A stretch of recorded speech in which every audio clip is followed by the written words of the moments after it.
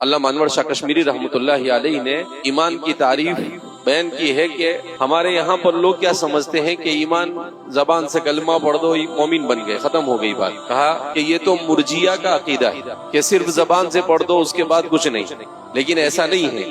کہا کہ ایمان نام ہے تین چیزوں کا، ایک تو زبان سے اقرار کرنا، الاقرار باللسان، دوسرا التصدیق بالقلب، دل سے اسلام کے تمام عقائد کی تصدیق کرنا۔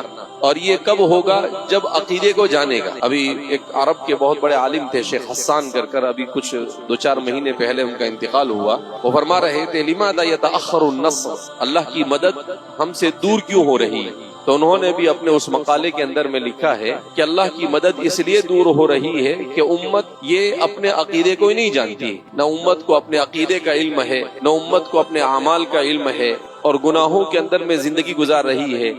تو کہا کہ امت کی اجتماعیت یعنی امت کی اکثریت جب شریعت سے بیزار ہوگی، شریعت سے دور ہوگی، اسے نہ شریعت کا علم اور نہ اس کا شریعت پر عمل کا، ہماری عورتیں بے پردگی کے ساتھ گھومتی رہے گی، اور ہمارا نوجوان آوارگی کے ساتھ زندگی گزارے گا، اور نہ ہماری زندگیوں میں نماز ہوگی نہ کچھ ہوگا۔ تو کہا کہ ایسے حالات میں اللہ رب العزت کی نصرت اور مدد نہیں آتی۔ اللہ کی نصرت اور مدد کو لانے کے لیے ایمان کامل کا ہونا ضروری ہے۔ اور ایمان کامل کس کو کہتے ہیں؟